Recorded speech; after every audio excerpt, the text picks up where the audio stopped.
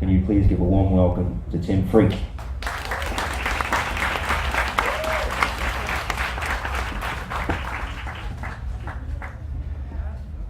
Hello. Hi, beautiful people. It's a real pleasure to be here. I'm kind of a little bit arriving still because I should have been here on Sunday, but I got really ill and almost didn't make it. But we're here, and I'm here, and I'm so pleased that I've got this chance to share with you for this hour and then the panel. And I'm always faced with, well, what am I going to share? And my feeling is, and I hope this will be okay with you, is I want to share as much as I can. I want us to go to as deep a place as we can and to share as deepest ideas as I possibly can. And if you feel a bit of philosophical vertigo, just hang in there and feel free to come up with me afterwards and we can chew the cud. And I just want to share a vision of what awakening is, why it's accessible to everyone, why it's the cutting edge of evolution, and what the hell this is we're in. Now I'm going to tell you one practical thing because I'm going to get excited and then I'm going to forget.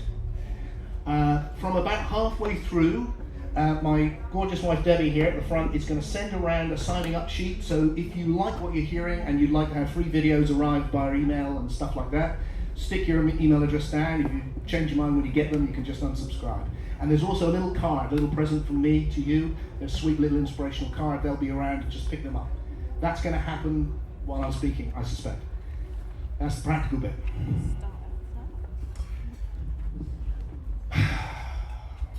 Let's start here. I mean here. Right here. Ever since I can remember, since I was a little boy, what has struck me the most about life is I don't know what it is. That something is happening right now. There's these colors and shapes and sounds and feelings and thoughts, all of this. And it is a breathtaking mystery. Here it is. What is this? What is this we're in? Actually, what is it? And is there anything we should be doing with it? Does it have any significance? Do our lives have any significance? Is the universe such that we're thrown into it for a few decades, long enough to go, what the fuck, and then we're gone? Is that it? Or is something extraordinary happening and we are in danger of missing it? I love being conscious of the mystery because it's so obvious. What could be more obvious than that you don't know what this is? And yet, how often do we notice that we don't know what this is? Most of the time we go about as if we know exactly what it is. We know, I know, I'm Tim Freke, I'm an author, I'm coming out to give a talk on my books and da-da-da-da. And that's all true and fun. And also, this is happening in this gigantic universe. We are here, we are conscious, and not only am I conscious, but you are, and I'm meeting you on this journey, and you're like me and you're not like me.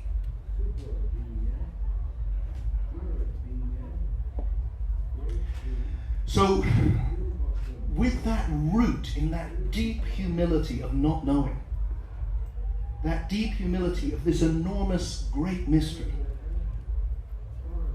I want to share with you some ideas that I have found on my nearly 60 years now, crazy, of doing this life thing as Tim. These are the most valuable things I've found. And my life has been marked by an exploration of what gets called spiritual awakening. And it happened to me very young, partly I think because I was just so obsessed by the mystery. So when I was 12 years old, something happened one day for no reason, sitting on a hill, looking at all the grown-ups running around as if they knew what was going on when clearly they didn't, wondering why they were in this sort of coma. And I experienced what I think of as the deep awake state for the first time. And there was a, you know what this is. Nearly all of you will have experienced it at some point. You're like this. Excuse me. And then suddenly, you're like this.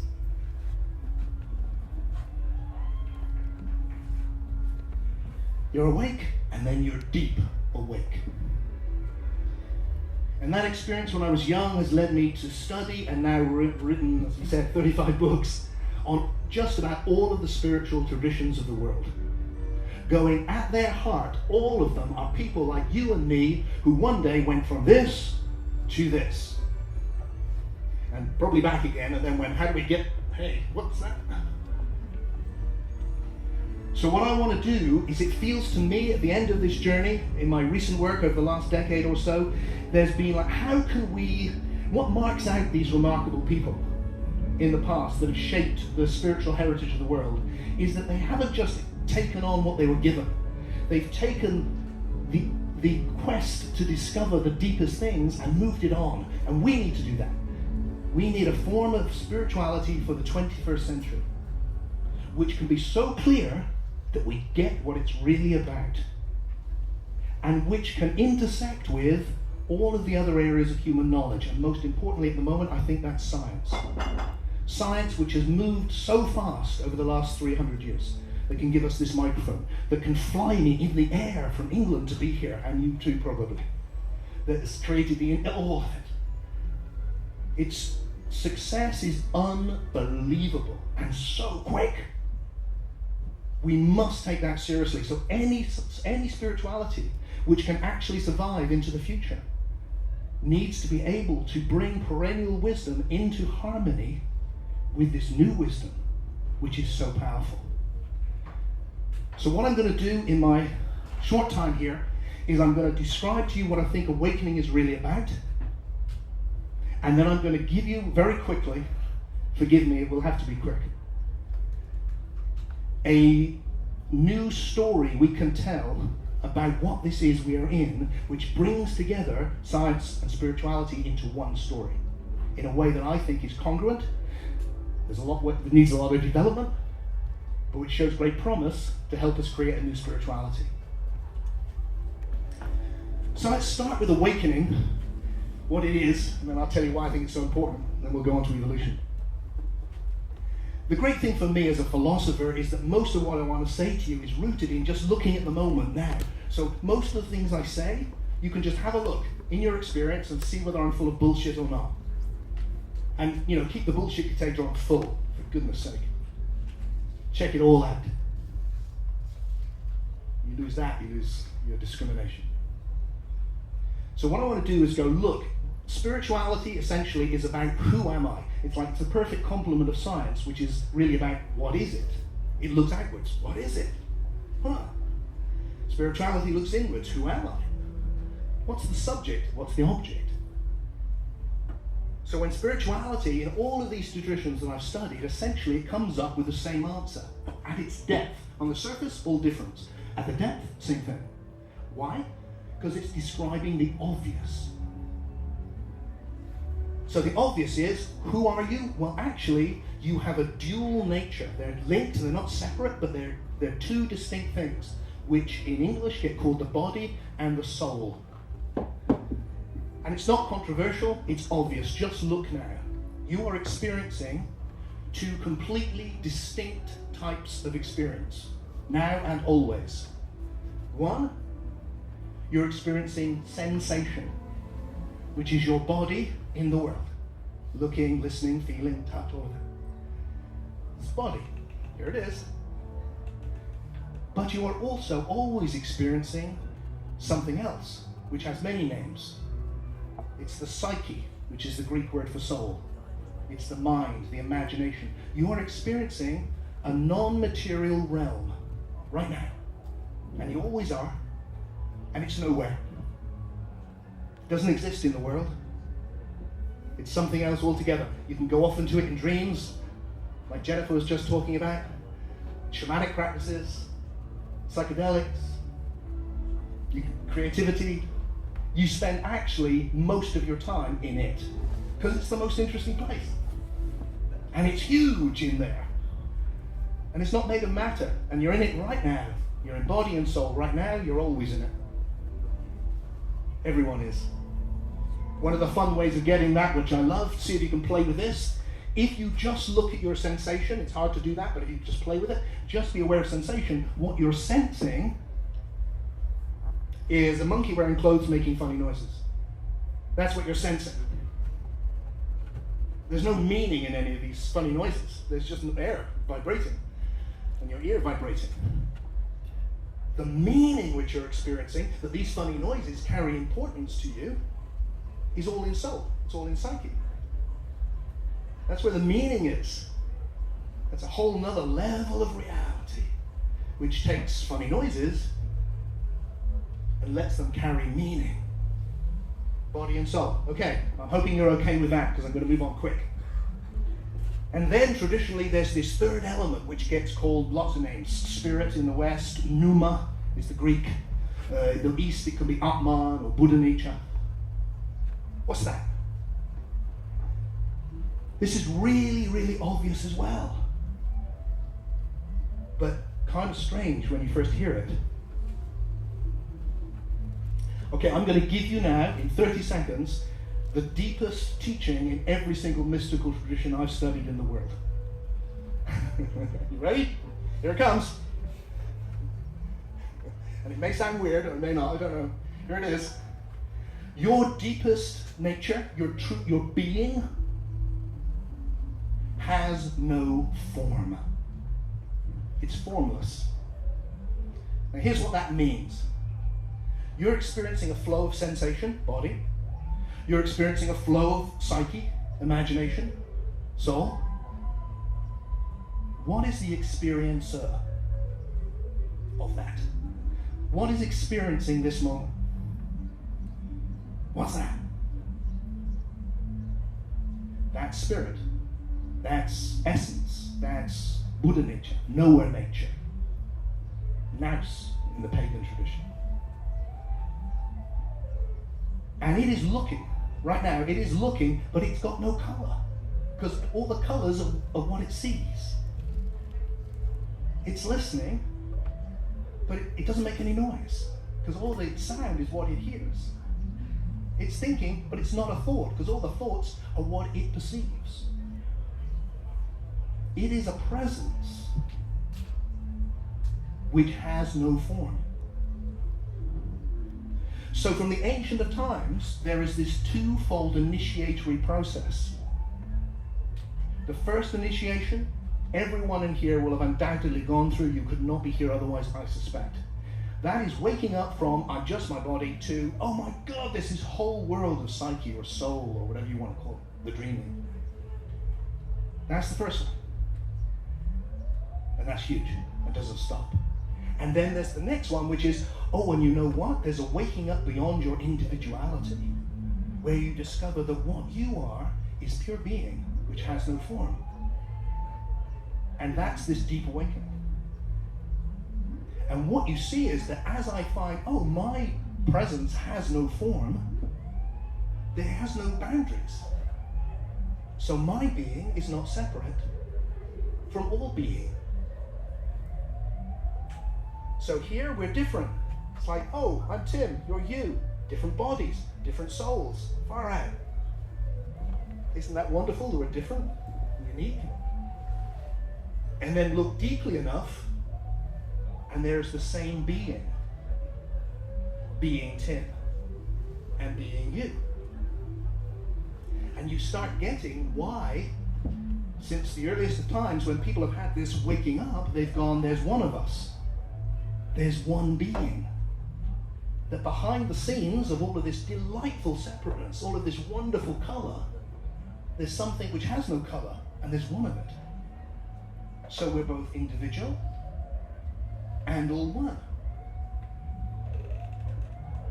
Which is why what you'll hear again and again in all of these traditions, East and West, is the waking up is to oneness and to love. Why love? Because the love is how the oneness feels. When you break out from your little shell of just being, I'm just Tim, and it's like, well, I am Tim, but turns out I'm also everything. I'm everything being Tim. then suddenly I'm connected to you. I'm connected to the earth, to the sky, to the universe, to my friends and enemies, everything. And the way that manifests, in my experience, is this enormous love, compassion, metta, agape, unconditional connection, beyond liking, beyond approving, nothing to do with what's acceptable and what's not acceptable. Those are all important things in the stream of life. This is something bigger. This is a fundamental loving of being in all of its forms.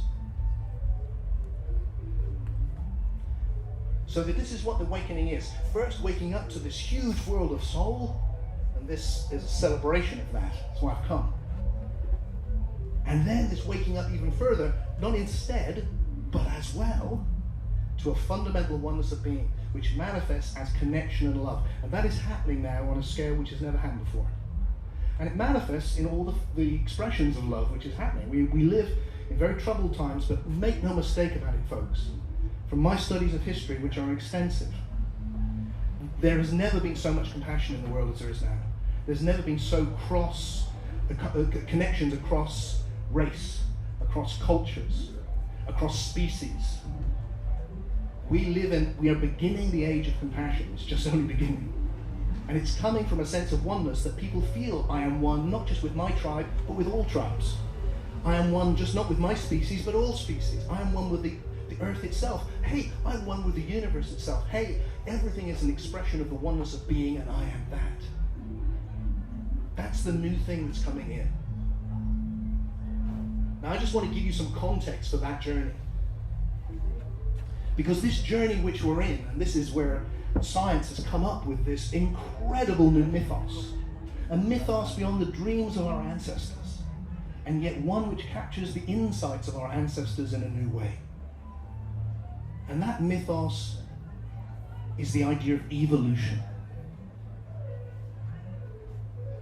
100 years ago, we had the idea of biological evolution, which is incredible.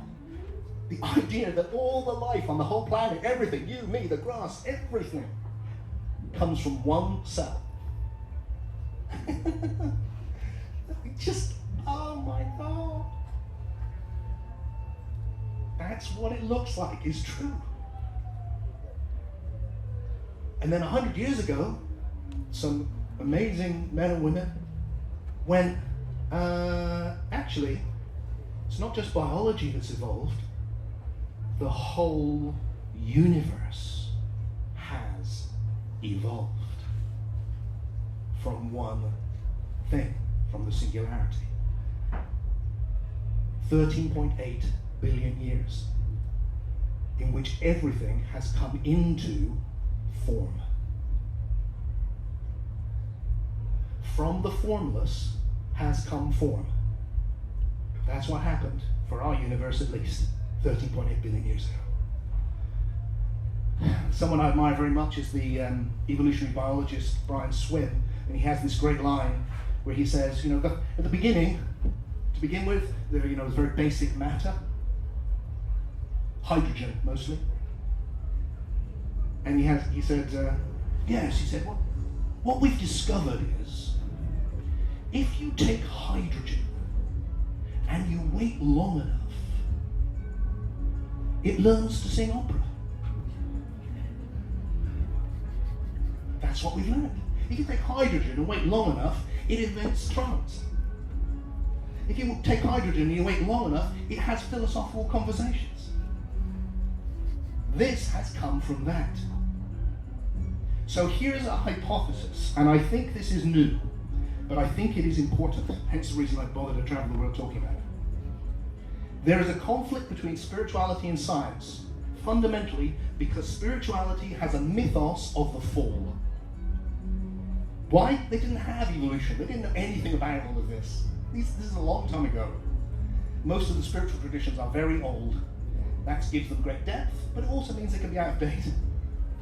And nearly all of them are based on the fall and actually have a very negative view of human life. Why? Because human life at that time was pretty shit. So the idea is there is a better place, heaven, whatever you call that other place, soul, God, and you've fallen from it into this shithole full of suffering. And if you purify yourself of this, if you deny your humanity, if you get rid of your individuality, if you stop your human attachments, if you push your emotions away, you can, if you meditate, stare at nothing, just get out of here. Then when you die, you don't have to come back. One way or another, most of the ancient spiritualities take some sort of idea, it was all great, and then it all went wrong. And here we are. I want to suggest that is a mistake. What I love about the evolutionary story we have now, it is incredibly positive, because it says, no, we haven't fallen from somewhere great into somewhere bad. We are reaching ever towards somewhere greater. So the current story we have in science is Big Bang, 10 billion years of the evolution of the physical universe. All of it. Then, at least on planet Earth, who knows about elsewhere, but here, 4 billion years ago, life begins. And then with this new phase of life comes sentience. Suddenly, the universe can look at itself, smell itself, touch itself, hear itself. And then, the new thing which comes in at some point is psyche, or soul. What arises for the first time is ideas, imagination, this non-material realm of soul. Now, that's not controversial. I don't think there's anyone in the scientific community who would disagree with that. What happens is, because scientists are reductionists, mainly, even when they don't know it, their philosophy goes, the most basic thing is the most real. So really, this is all physics. It's just atoms. You think you're listening to Tim speak, but it's just a program playing itself out. What I'm interested in is a new thing which is also taking off in science, called emergentism. And emergentism is the opposite of reductionism. What emergentism says is, no, not the more basic is more real. What's happening is the universe is manifesting itself, realizing itself on ever more emergent levels, so that the latest thing is as real, maybe more real, than where it started. It's not like, well, really, it's hydrogen. It's this. So what's happened is things have emerged. There was once just hydrogen, and then suddenly there was hydrogen and oxygen, and then they got it together, and there was water for the first time. Once there was no life, and then there was for the first time. Then single cells got together and we had multicellular organisms for the first time. It's emerging onto new and new levels all the time. Once there was no looking, and then there was looking, and suddenly green existed, and blue, and red, which didn't exist before because there was no eyes.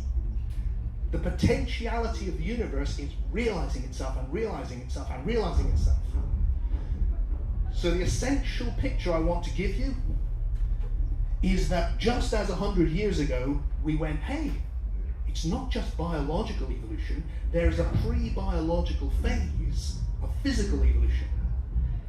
What we need to say now is, oh, there is also a post-biological phase of soul evolution. And this domain that you're exploring here, this domain which people have been exploring since shamanic times, still are, which you enter on ayahuasca, which you go into in meditation, which you enter in your dreams, and which I'm going to suggest you go into when you die, has evolved. It's just the latest thing to evolve. And it's made of images based on sensation. Once you have sensation, you have images. When you have images, we've created a world of images which we live in. That's where we're living right now. We're also in the body, but we're also in that. So the basic, simple idea I want you to take with you from this philosophical part, to just think, ooh, could that be right? Is, what if everything which has form has evolved?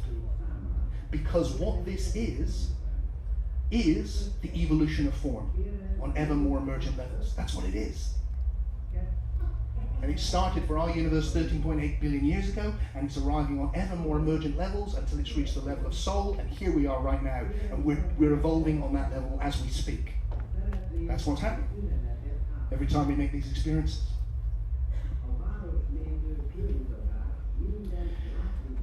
Okay, so to back that up a little, I want to say a little bit about time, just because I think this is important, and hopefully this will also be something you can take with you and just consider as you explore your lives. A lot of people say time is an illusion. I've said it myself, I'm sure, hundreds of times. It's probably in some of my early books. I don't even know what that means anymore. What I do is I look at reality. That's what I do. That's my method. Look at it. What I see is time. What I see is changing experience. What I see is there is something, my presence, this formless presence of my being, the experiencer, witnessing an unfolding flow of forms, which is time. And that unfolding flow of forms is constantly evolving. That's what I see now. That's what's always there. So I think we've misunderstood time, and I think we've misunderstood it because we have the wrong analogy. The analogy we have in English, I don't know what it's like in other languages, but in English we say that time passes. I don't think time passes. I want to suggest to you that time accumulates. I want to suggest to you that reality is not a thing. Reality is a process. You are not a thing. You are a process. Everything is a process. And processes are made of time. So in this moment here, you can see that the past has not gone anywhere. Because everything that has ever happened is implicit in this moment. If it were not, it would not be this moment. This is an old idea, I think, which goes back to India, the idea of the Akasha. People have played with it for centuries. Rupert Sheldrake is good on it as well, the biologist. What I'm saying is, look, the past hasn't disappeared. It's all here. It's information right here. And it's accumulating. So now this moment now contains the last moment. And the last moment. And if anything were different, it would not be this moment. The universe started 13.8 billion years ago, and time started accumulating. Information started accumulating. And as it accumulated, it got more complex. And as it became complex, there was a tendency towards evolution and emergence, sudden jumps into new levels. And it's still happening, except now it's happening on a soul level. So you are made of time. Your past hasn't gone anywhere. Nothing's been lost. Nothing was futile. Everything that you have ever experienced and everything you have ever been is what makes you what you are. And right now, everything you've ever been is meeting everything I've ever been. You don't have to be ruled by your past. You can leave things behind. You can move on. You can develop it into new things, of course. But everything that has been makes this moment what it is. So look at this moment now, and I challenge you to see if this is always true. I think it is. I think it is. Every moment has two qualities. First, it is the realization of a whole new possibility that has never happened before. Ever. So there's the form. There's the formless, realizing itself as something new. New. That's the universe. That's what it is. That's what you are. Constant realization of novelty. There's never been a moment, has there, you've ever gone, hey, this moment happened before. Or if it did, like deja vu, it's still a new moment because you remember the old one. It's always new. So that's the first thing. Second, every moment that's ever happened includes the moment before it, and the moment before that, and the moment before that. So this moment is the meeting. It's what this is. This is the coexistence of the past and the possible. Everything that has been, everything that could be. Evolving form and the presence of formless potentiality. you and this formless presence of being. These are all ways of describing the same thing. So if we go back in our mythos 13.8 billion years ago, which for some reason is always on the left hand of the stage for me, what we can see happens is that at that moment, very simple forms come into existence from the formless. But the process of creativity wasn't like someone said go. It wasn't like one moment of creativity. That moment of creativity is the moment. This is the moment of creativity. It's just that it's taking everything that's been before and creating something new. Everything that's been before, creating something new. And that's been going on for 13.8 billion years, which is a long time, which is why it's gone from hydrogen to this. Hallelujah. And that has gone through these three great phases of the physical evolution of the universe, wow, and then the biological evolution of the universe, and then soul, and the evolution of soul. And now we exist on that level. So that the way that science and spirituality meet is that science is really good on physics, excellent on physics. It's pretty good on biology, not as good as it is on physics. It's rubbish on soul, because it reduces it all the time to biology and physics. But you can't reduce the more emergent. You can't take water as you're drinking it and going, of course, really, this is just a gas. This is really just oxygen and hydrogen. It's really not. It's a liquid, you can feel it. The more emergent is, in a sense, more real, not less. What spirituality does, what we're investigating here, what altered states are all about, is about the level of soul. And it is huge. So what I'm suggesting is that where the spiritual traditions of the world have said we've fallen, we have in a sense, because we can get into reincarnation and things like that. I'm going to leave that for now. But it's better to understand that we're actually evolving always towards the more emergent. And in that process, this realm which we've come to live in, of soul or psyche or imagination, has come into form, like everything. Just like the body came into form. Everything has come into form. And now it's there. And one of the side effects of that is, when biology existed, for the very first time we had life and death. Before that, there's no life and death. That was a new emergent phenomenon. Life, and death. And that's still true of bodies. Bodies live and they die. It's not true of soul. Soul doesn't live and die. Soul's on a non-material level. It's not made of biology. It's information on another level. And so it's not subject to death. So you can start to see a rational way of understanding this ancient spiritual tradition, which is your body will die, but your soul will not. And what that means in practice is, hey, you know that experience you're having right now of psyche, which you go off into in dreams, and you know that dream world, the dreaming, you know that thing you're in? When this experience of sensation stops because the body collapses, will that end or not? And of course, biology, most scientists are reductionists, so this is really just this. So this will end when this ends. But this isn't really just this. This is an emergent reality on its own level. So when the body dies, and sensation will stop. But that will catapult you into the dream world. And the dream world isn't just a psychological illusion. It's a whole realm of emergent reality. More than that, it's the most emergent reality. It's where the whole thing's been going. Simple way of getting that as an analogy, because sometimes people wrestle with it. It's a bit of a crude analogy, but I think it helps. How can you exist on these, body and soul, and when the body dies, why doesn't that? Just think about, when I was writing my book, Soul Story, I was writing on my laptop. So it looked like if I dropped I'm pretty clumsy, you can see with my arms shooting everywhere. If I dropped my coffee on my laptop and my laptop died, I'd lose all the information on it, right? That's it, the end of the book, all gone. Except, of course, the information wasn't just on my laptop. The information was also on the cloud. So the information was here on this thing, in this place, which I could act on, but it was also everywhere. It also existed independently, but the two were linked completely and moving together.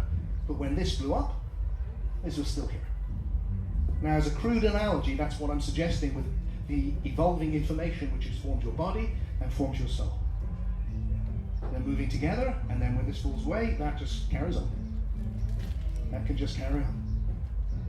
And what I'm suggesting is that the place we call in the West heaven, or the bardos in the East, or the dreaming, or there's a million names, the imaginal realms in Sufism, the Duat in ancient Egypt, that has evolved so that actually if you look at what people have written about over the centuries about life after death, you can actually see it evolving. You can see it starts as a land of shades, very ill-formed. It turns into a land which is a idealized representation of your life. So the hunting grounds where everything's perfect, or the drinking halls of Valhalla. You're literally dreaming out your life, and then it starts getting much more. Until today, when people have near-death experiences, two of the things they say is, first of all, your whole of your past is there. Nothing's been lost. And you enter a realm which is just beyond an imaginal realm of such richness is now in existence because of all of the soul evolution that has happened over this last period of humanity. So, all of this is leading back to awakening. So we've been through physical evolution, we've been through biological evolution, we're in the process of immense soul evolution, that's ongoing. I think there's something new arising. As souls are becoming deeper, as the past, as you as a soul, as your past is forming, as you individuate, as you become more you become more robust. You become able to be conscious of deeper things. And so what is happening is that more and more people are going, hey, there is something beyond my individuality. My being, my soul is individual, but my being is universal. That's where we started. Now what is that? I think what that is the, look, what could we say came before the Big Bang, or what was there at the Big Bang? Surely it was the potentiality for the universe. That's where the universe came from. Something which has no form, but which the potential for everything has become, or is becoming, everything. And that's here right now. That's always here. That formless potential, that pure being, to use Plato's words, being is becoming. Formless is evolving as form. The universe is realizing itself. That's what it's doing. So what happens when in the process of soul we reflect back on our being? Suddenly there is this formless presence. We are becoming conscious of that primal oneness from which everything has arisen, from which everything is arising right now. And that is a new evolutionary phenomenon. And it's been happening for quite some time, not that long, but quite some time, to small numbers of people. But now it is happening to more people. I travel the world. I've been to so many different cultures, and I've taken people through a process I call the Deep Awakening, in which my aim is to give them a direct experience of their deepest being, which is one with all, so they feel this enormous love beyond any shadow of a doubt. Huge numbers of people can do that over 3 days. Now, I would not believe it was possible. I promise you on my life, it is. I see it, I've seen it so many times. But this is a new level of awakening which is breaking through right now, and it's available, really available. We've come back, and there it is. And the telltale sign is the love. And you know what? It doesn't matter if you don't think of it as formless presence. I don't give a damn, because you may be experiencing it already because you know the love. Because the love is what really matters. Because the love is the connection of one and two at the same time. And it's the love which we bring in to transform the journey. So what I'm suggesting to you, my friends, is that the universe has arisen from this formless presence through this gigantic process of form, and actually right now It is coming to the point where the oneness is becoming conscious of the oneness through the individual. Now, this is why traditional spirituality has got it so wrong. I know that's a bit heretical if you're into some tradition, but I'm going to say it again. I really believe it has got it wrong. I understand it because I made the same mistake myself for decades. You wake up, there's this oneness, and then you come back into the separateness. And what's the obvious thought? The problem is the separateness. If I could just get rid of this fucker Tim, I'd be in this blissful oneness the whole time, and then here he is again. It's my ego, it wants to stop me, keeps pulling me back. I get attracted to my wife. I just want to, I want to get into life. It's like, don't let go of life, be detached, get out. You have an enemy. Who's the enemy? Me. I am the enemy.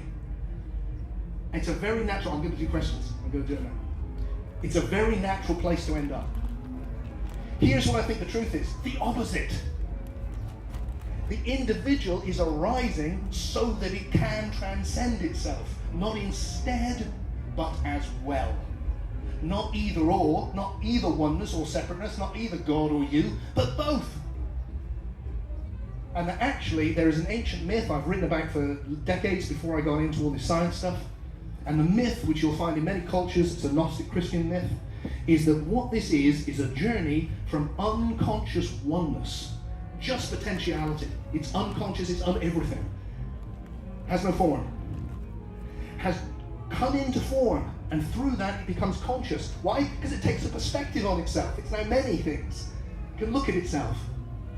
But through that, and it gets lost in it, of course, but through that it can eventually become so conscious, it realizes that it is the oneness.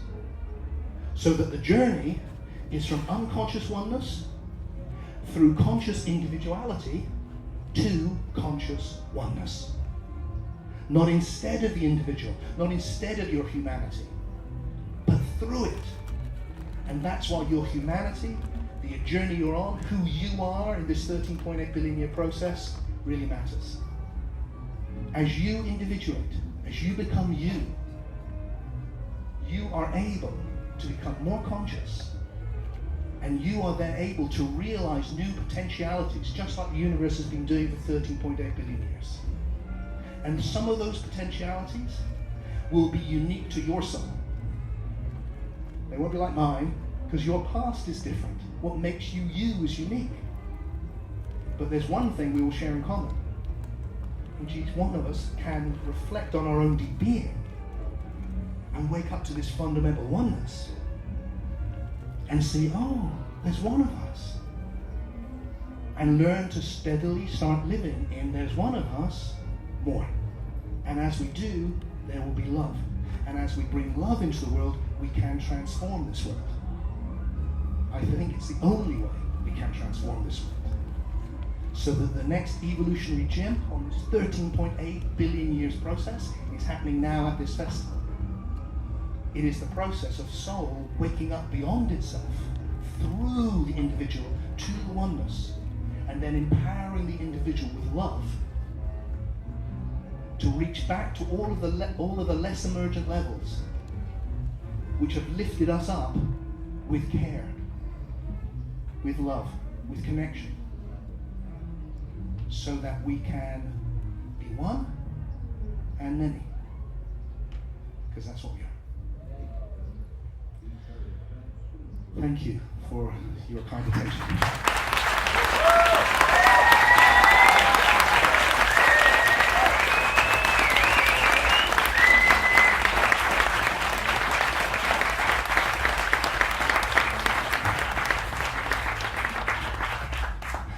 It's a beautiful statement of who you are collectively as individuals who've chosen to come here, that you were able to hold me in so much attention, with so much distraction, to enable me to hold the journey I wanted to share with you.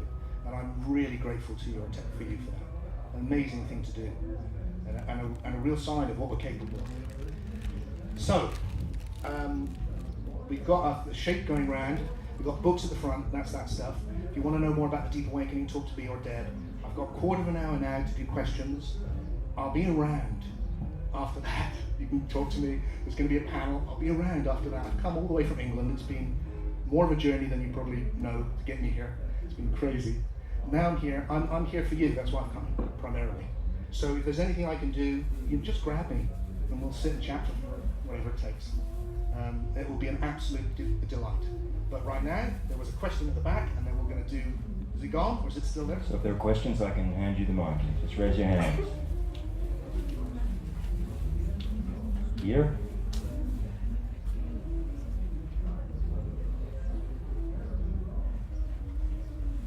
You have been talking about this 3-day experience. Yeah. How can we participate, and how much does it cost? Okay. So the best thing to do, first of all, make sure we've got your email address. Come and talk to Deb here afterwards. I do them wherever I'm invited. So I don't know where you're from, but I can come here and do it. At the moment, I'm doing one in America in October, and I'm doing one in England, in Bristol. One's just outside New York at the Omega Centre, and one's in Bristol in the southwest of England. The price varies, and we try not to let that get too much in the way, but it's 300 and something pounds, depending on what accommodation you want and all that sort of thing. It's not expensive. It's not a huge group. It will be a group so that I can get to be individually with each person. And we will go through some philosophy, and we'll go through some very simple meditation techniques, which are a lot to do with not just meditating for yourself, but also with others, and seeing the deep being in each other. And my experience is that when we do something very special on the Saturday night, and the top of people's heads comes off, and the heart just opens up, and the next thing you know, what I love about it, when I was getting into spirituality a lot when I was kind of in my early 20s and 30s, I would go on all these retreats, and I'd go along, and then I'd try and be somebody else. So I was at the retreat, so I'd try and, just walk a bit straighter, talk a bit lower, slow down. I'd change what Tim's like, because Tim, you can see what Tim's like. He's a bit manic, and I'd just be, hello, yes, we're on retreat. And I'd try and hold that together for the weekend, and then I could go back and be Tim. I just think that's all bullshit. What I'm interested in is what happens when we come together and we just be ourselves. So what I love about this is that I can teach deep awakening without having to be a guru, without having to set myself up, without having to change my name. God knows I've got a weird enough one already. And instead, I can meet you authentically. And what that means to me is I can go, hi, what's your name? Maria? Tuya? Hi, Tuya. I'm Tim. I'm 59 years old. I'm doing the best. I'm really hoping that for this hour or two, you're going to like me. But if you stayed with me the whole time, like my wife does, you'd see another side. I'm on a journey. I'm evolving. That means I'm constantly discovering how wrong I am. And I'm not expecting that to change. I'm just expecting to grow, I hope. And turns out I'm God. Turns out I'm the oneness of everything. And what I see in you, I'm suspecting, is the same. I'm seeing a soul on a journey. And it'll be a journey of going up and down and in and out, where you go, oh, and you get lost. And we can be there together on that journey, wherever we happen to be right now. Maybe you're up here and I'm down here, maybe it's the other way. Who knows? Could be anywhere. And we can look through and go, but I see you. I see how deep you are. I see that right at the bottom of you is everything. You're everything. And I see that. If the everything in me sees the everything in you. And if we can do both of those, then a whole new way of living opens up. Does that make sense? Come. Hey there.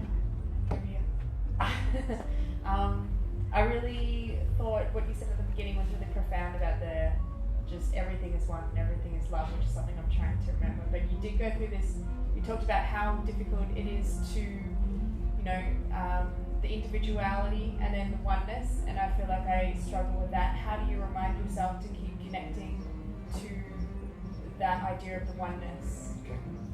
So, really deep question. I love the simple questions because they're the deepest. Nearly always, in my experience. Look, I think the key here is something, I haven't really given it a name, but my philosophy is based on something I call paralogical thinking. And paralogical thinking is about both and, not either or. And it makes a huge difference when you get it. So one of the things which gets in the way, or did for me, was a feeling of I can get that oneness instead of this. So there was something that was in the way. What has made a huge difference is to go, there's nothing in the way.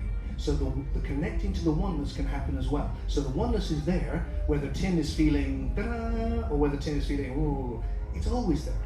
So that the reminder, I don't have to be perfect to experience it, and therefore it becomes more accessible more quickly because I can give myself permission to go there without having to perfect myself first. So a lot of things that get in the way often, I think, is that we're looking at the soul and we're thinking, well, I'm not in a good space. I can't just go, and now there's the oneness. But you can. And then, this can open up. And the other thing is, we're not on our own. And we all have the same problem. So we need allies. We need people to hold us. We need, when the greatest thing we can offer each other is when you can't see that deep being in yourself, that there's someone else who go, but I can. And what we do with each other, I seem to notice in my life, I'm guessing it probably is the same for you, is that if I get caught up in a very shallow place, then often people around me will get caught up in a shallow place in reaction. And then we're both being shallow with each other and off we go. Whereas what we really need to do is be autonomous enough that when someone's in a shallow place, you go to a deep place and go, hey, I see through that. I know you're here right now, but I see you through this. And when somebody does that for you, you know it's wonderful, isn't it? You just go, oh, thank you. And then you have the space to come out. So I think two things. One is just keep knowing you can. Find the thing which works for you. You know, I have various practices. I haven't had time to share them with you here. They're in my book, Deep Awake, though. It might be useful to you. Things you can do to remember. Lots of them in there. And then do it. You know, build around you people who are wanting the same thing and support each other and lift each other up.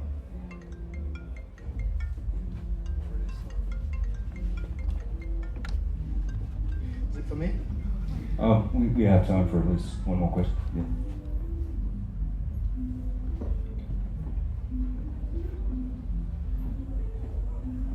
Hi. Thank Hi. you. It's an ethical question. It's a Ethical question. great. So let's say awakening is a process that's happening. Why should we rush it? Why should we? Rush it. Like accelerate. Why should we rush it? Oh, what an interesting question. Wow. Wow, yeah, great question. So my first reaction is, ooh, that's a question I like. I'm going to have to sit with that for the next few days. So I'm going to give you my first thoughts, and I'm going to make an idiot of myself, forgive me. I haven't really thought about it in that way, I don't think. So my initial reaction is, I don't think there's a should in there exactly. Or is there? Yeah, it's difficult, isn't it? Well, where do shoulds come from? One of the great problems in philosophy is where does ethics come from? And I think there's an evolution of everything, so I think there's an evolution of ethics. So I think ethics starts with life. So once you have life, there's this big jump. And the jump that happens is that a cell has an agenda. A rock has no agenda. It's just been a rock. And then as soon as you've got this membrane around some bits of chemicals, and it's life, it's now got an agenda, which is don't die, which requires it to get all the things it wants, keep out all the things it doesn't want, and for as long as it can, stay alive. And that agenda is value. And what's happened is that has evolved into the biological realm, where we get these biological agendas, and then soul has opened up, which is a place of images and meaning and stories, which is why each one of us lives our life as a story. You know, if I was to meet you, the first thing I do is go, hey, what's your story? Because that's what we are.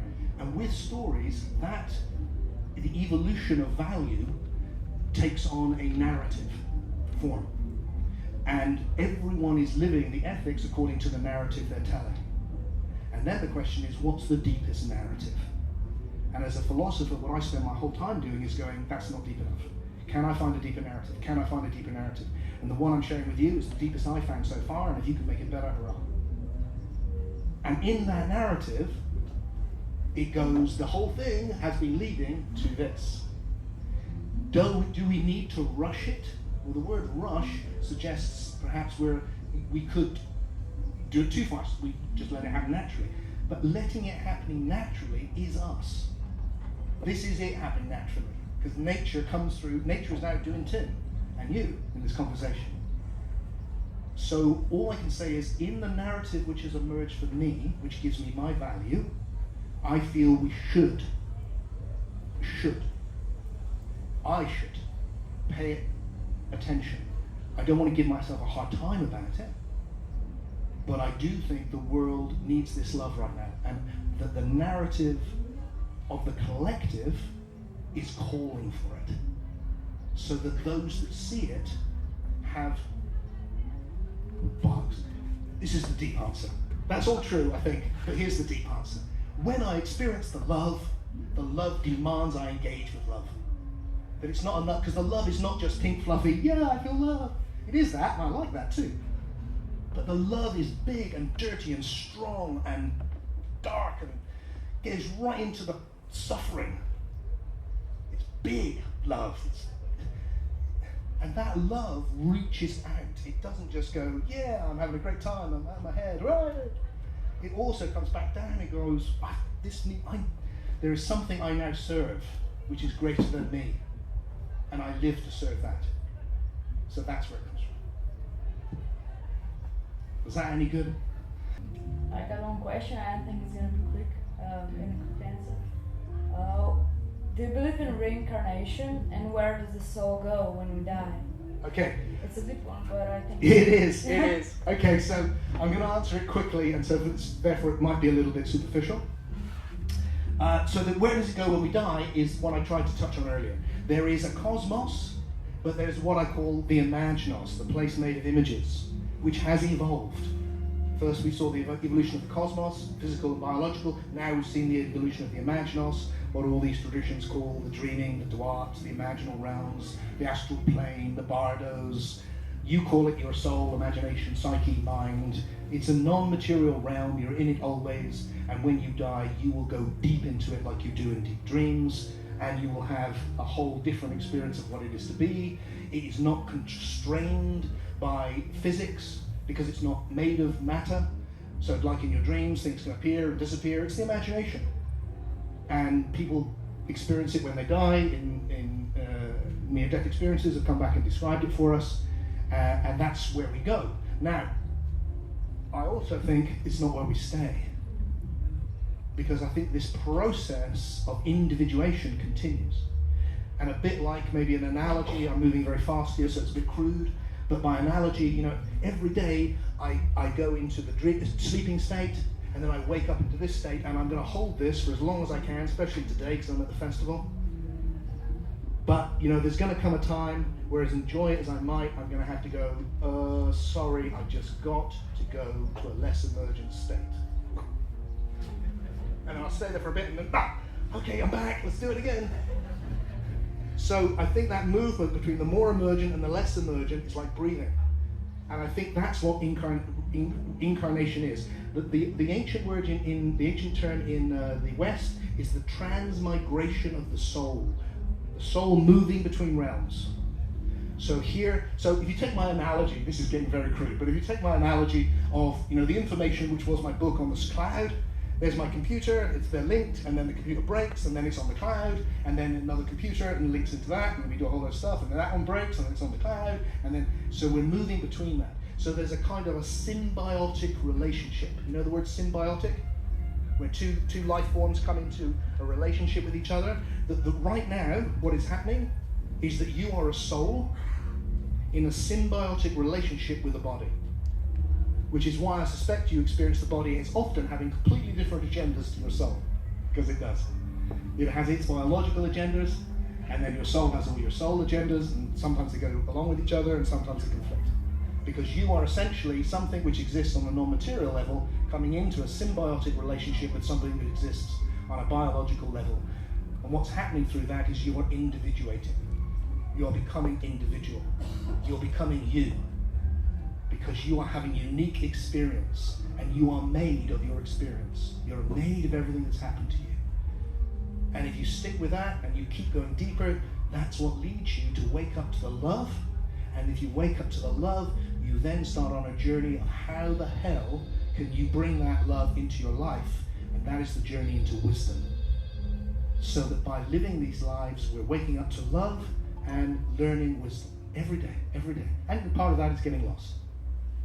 And that movement is between life and the imaginos and the cosmos, just like we move between waking and sleeping.